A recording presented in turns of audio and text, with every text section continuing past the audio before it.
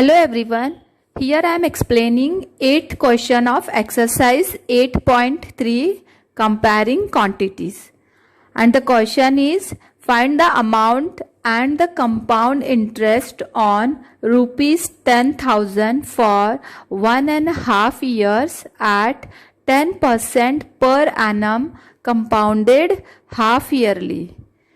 Amount find out करनी है की है और कंपाउंड इंटरेस्ट 10,000 के ऊपर, time period 1.5 year, rate of interest 10% और हाफ ईयरली कंपाउंड होगा, हर आधे साल के बाद इंटरेस्ट चढ़ेगा। तो उसमें अमाउंट कितनी हो जाएगी 1.5 साल के बाद, और इंटरेस्ट अलग से फाइंड आउट करना है कि इंटरेस्ट कितना होगा। Would this interest be more than the interest he would get if it was compounded annually? अगर वो एनुअली कंपाउंड होगा इंटरेस्ट, तो क्या वो अमाउंट ज्यादा होगी इस इंटरेस्ट से, क्योंकि इसमें हाफ ईयरली कंपाउंड हो रही है, हर 6 मंथ के बाद इंटरेस्ट ऐड होगा, और इसमें एनुअली कंपाउंड होगा। और यहां पर मैं सॉल्व कर चुकी हूं तो उसे एक्सप्लेन करूंगी। प्रिंसिपल है ₹10,000, time period 1.5 years, compounded half yearly. तो एन क्या हो जाएगा, ये जो 1.5 ईयर है 1.5, उसका ये क्या हो गया 2 1 ज़ा 2 + 1 = 3, तो ये 3/2 हो रहा है 1.5 ईयर।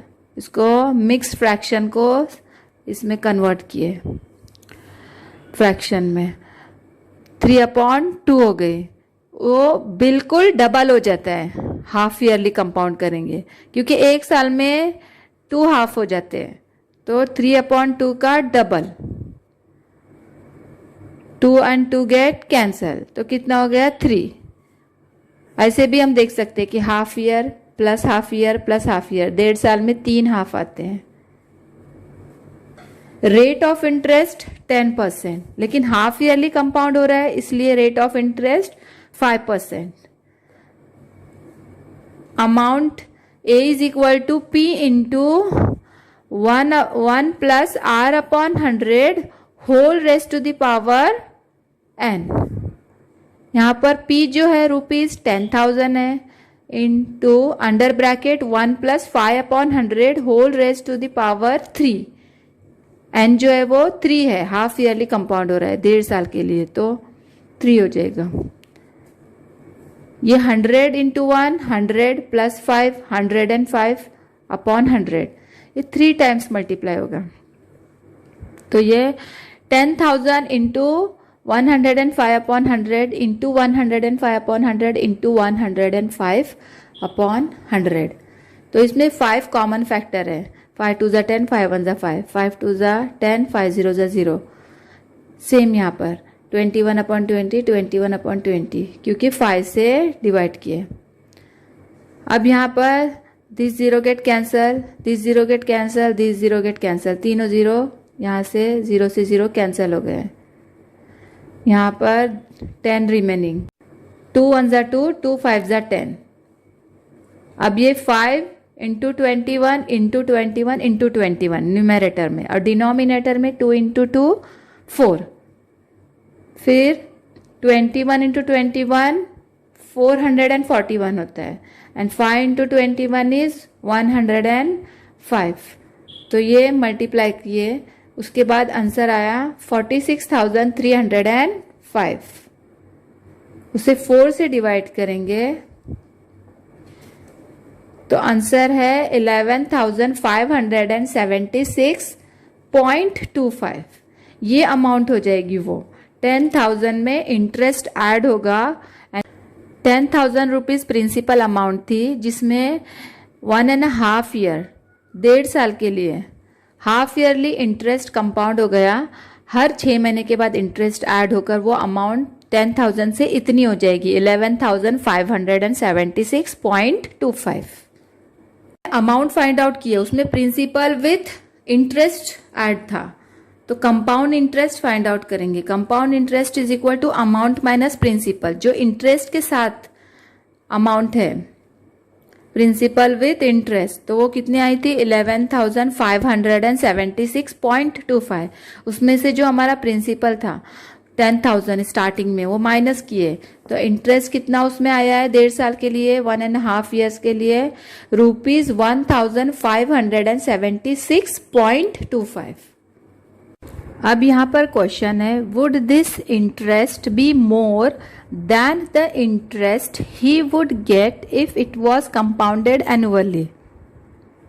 जो हाफ ईयरली हमने इंटरेस्ट कंपाउंड किए, क्या वो ज्यादा है उस इंटरेस्ट से जो एनुअली कंपाउंड होगा? तो हाफ ईयरली हम फाइंड आउट कर चुके हैं, तो एनुअली कंपाउंड करना पड़ेगा, फिर उसे कंपेयर करके फाइंड आउट करेंगे कि कौन किस में इंटरेस्ट ज्यादा मिल रहा है, हाफ ईयरली और annually.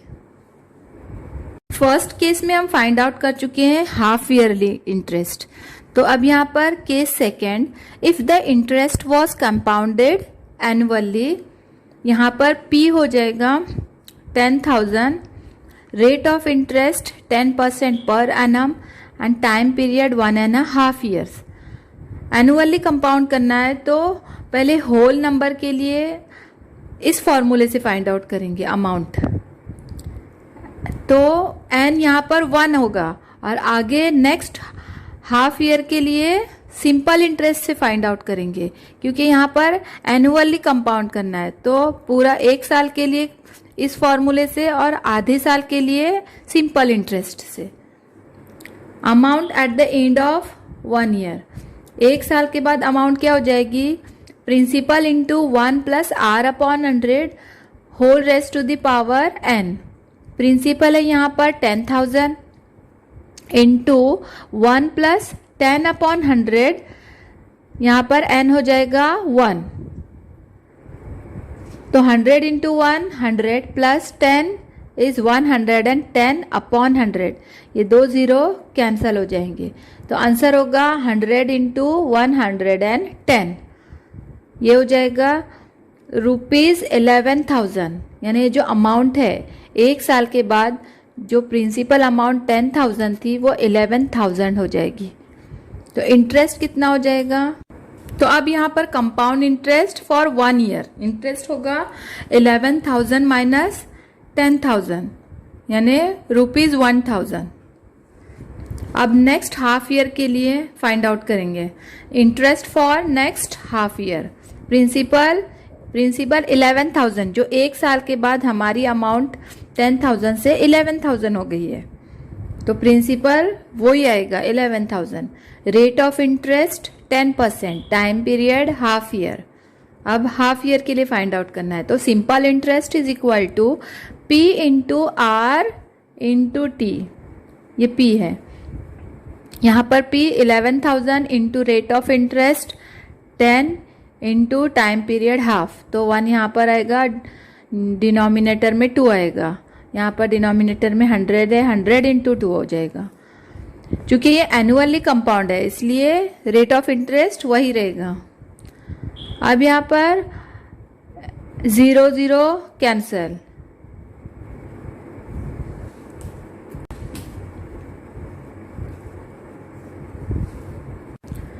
This 0 get cancel, this 0 get cancel, यानी रिमेनिंग क्या है 1,100 अपॉन 2, तो उसे डिवाइड करने के बाद आंसर आ रहा है 550 रुपीज 550, यह आधे साल के लिए इंटरेस्ट आया। तो total interest for 1.5 years annually compound किए हैं, 1 साल के लिए उस फॉर्मूले से फाइंड आउट किए, A is equal to P into 1 plus R/100 whole raised to the power n, और आधे साल के लिए सिंपल इंटरेस्ट से फाइंड आउट किए हैं। तो ये दोनों इंटरेस्ट ऐड होंगे तभी 1.5 साल का 1.5 ईयर का इंटरेस्ट फाइंड आउट होगा। ये ₹1,000 प्लस ₹550, यानी इंटरेस्ट हो गया 1,550। अब जो पहले हमने हाफ ईयरली कंपाउंड किए थे इंटरेस्ट, तो वो था 1,576.25, और ये एनुअली कंपाउंड किए तो इंटरेस्ट आया है 1,550। तो कंपेयर करेंगे तो हाफ ईयरली इंटरेस्ट ज़्यादा है, Therefore, interest compounded half yearly is more than the interest compounded annually. यहाँ पर जो इंटरेस्ट हमने एनुअली कंपाउंड किए उससे हाफ ईयरली इंटरेस्ट जो है वो ज्यादा है.